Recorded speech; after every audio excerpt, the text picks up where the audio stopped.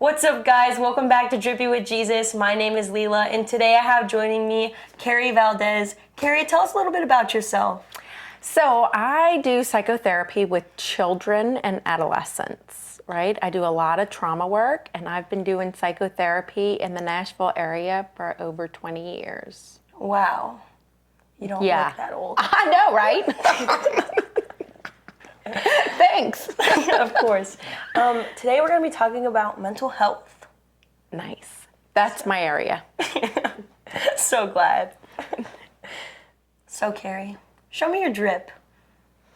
Okay, so I obviously always wear my wedding band, but I also wear my cross. Is that nails? I don't think so. I thought it was wood. Is it wood or nails? I can't tell. I think it it's could be wood. both. I thought it was wood. Let's It's a go with metal wood. cross that looks like wood, right? And I like this one. That's awesome. And my drip today is just my my St. Padre Pio shirt that I got from Bill in the Nashville Diocese office. Let's go, Bill. You're so swaggy. But yeah. So, Kary, for the first question, how does our mental health impact our relationship with God and others? So it's an interesting question, right? Because what happens when we specifically talk about like depression and anxiety is that we actually are not focused on God, right? Yeah. Like we kind of lose it as part of our anxiety, right? When people have anxiety, their head is spinning and they have all these worries going on. And just like with depression, they're so sad that they actually have a hard time seeing outside of that and even seeing God, even being able to pray. A lot of depressed and anxious people have a hard time even praying just as much as they have a hard time taking showers, sleeping, concentrating on schoolwork or jobs. It impacts, mental health impacts everything, even your relationship with God. So how would one be able to, like, find God if they were trying hard and they were in that situation where they were struggling to take a shower or even eat breakfast? How could they find a little bit of peace with that? So one of the things that I actually talk to kids about is trying to be quiet. Like in the quiet in your mind is where you hear God the most, right? When we aren't talking, when we aren't working too hard, when we aren't worried, when we aren't sad, like even if it's these little bits of moments that we can sit and just be quiet, right? And listen. And this is when we have relationship with God, right? This is when we can hear what God is saying to us. We can hear the solutions and the answers and the helpful things that God would like us to do to help ourselves feel better.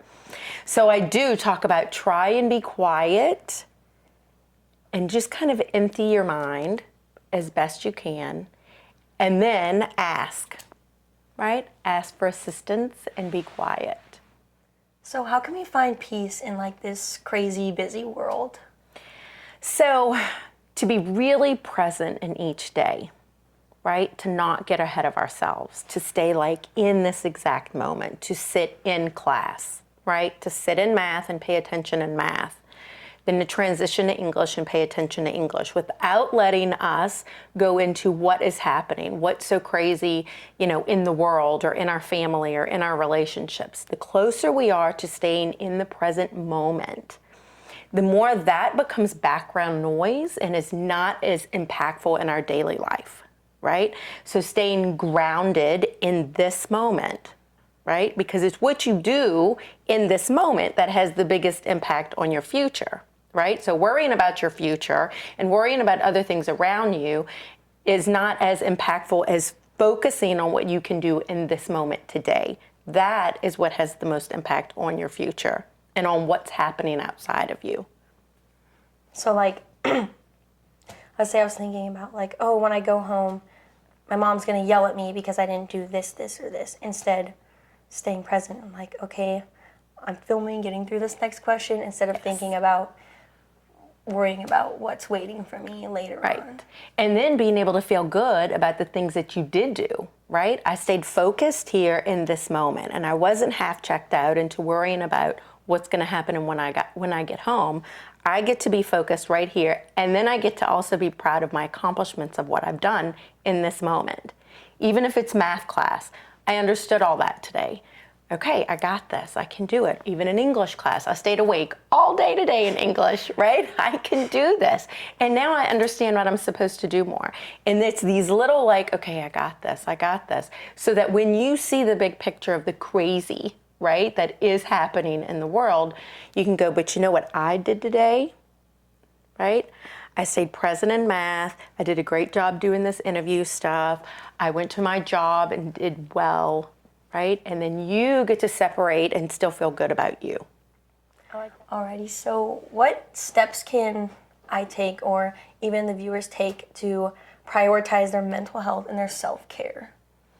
So first, we stay present, which is what we just talked about, right? Like staying present, acknowledging your little wins, but also recognizing, like being real in tune with you, in tune with your physical body as well as your mental health, because a lot of times our physical body actually tells us what's happening with our mental health as well, right? Like, why do I have stomach aches? Why is my body achy? Oh, I think I might be worrying about something, right? Sometimes our physical body is the first indicator. Other times people know, right? But being more in touch with who you are and how you feel about stuff is really significant. And most people aren't, which might be a little shocking, but I work all the time with kids, helping them understand how their emotions affect them physically, right? So being aware of you and your body, and then go asking, what do I need? Like, what do I need to feel better? What typically helps me feel better? Is it talking to somebody? Do I just need to share? Because sometimes just sharing is really good. Think about what therapy is, right? What therapy is someone sharing to someone who is actively listening and seeing them, right? Yeah. So just sharing in and of itself is really helpful, okay? And then what do you need for your body? Like, okay, does walking help me feel better? Does running help me feel better? Does a hot bath help me feel better? What about listening to music? What are the things that I know that help me to self-soothe, right? And everybody does something, you know what I mean? Like, we all have our things that I do. I do this weird thing with my hair all the time, and I'll show you. And I've been doing it since I was in like grammar school. But I find I get little pieces of my hair and I just rub it, and it helps me to settle. I do it in therapy, I do it watching TV, I do it all the time, right? Like, and you watch other people, there are some kids that just roll, right? But everybody does something to help them settle, right? So to know that about you is significant, to recognize it when it's happening, and then to act on it. Like, okay, so I know what makes me feel better, I should do that.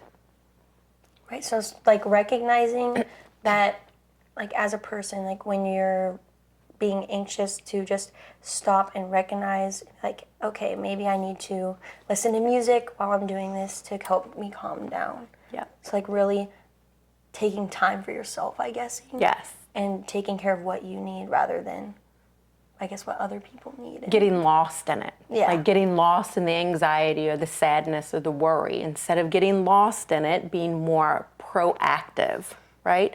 So when you have a worry,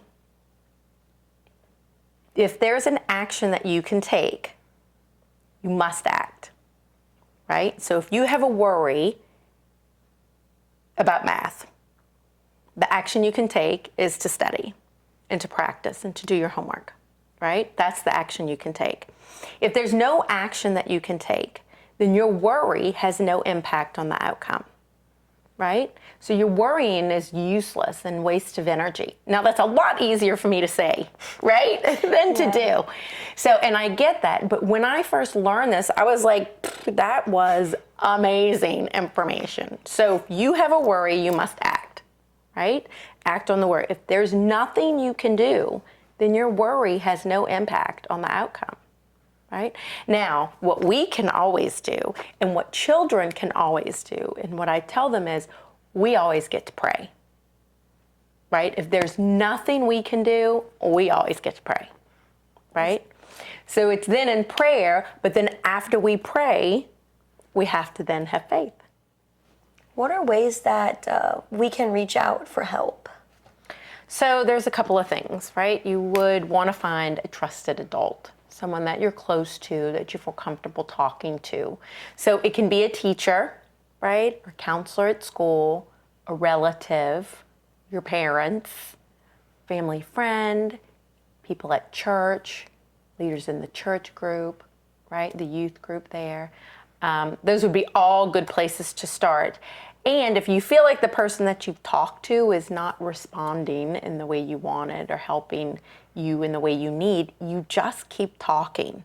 Then you go to another trusted adult and you keep going.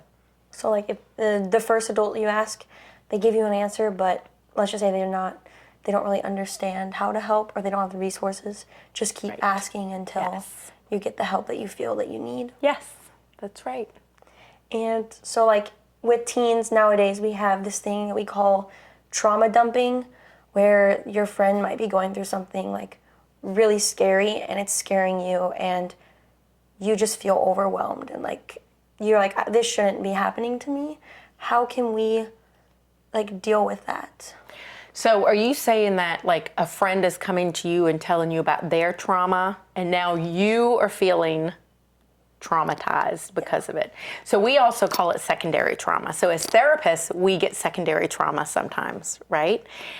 So we have to be careful of that and we have to really manage our own self-care so that that doesn't happen to us. But with you guys, think about it, like it's kids, it's teens, it's young adults that are talking to other young adults. You are not supposed to actually know what to do, right?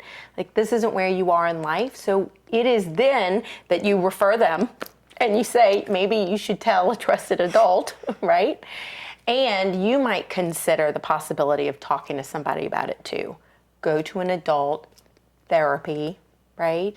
Youth minister, all those people are going to be available to help, even with the what we call a secondary trauma when you get trauma dumped on.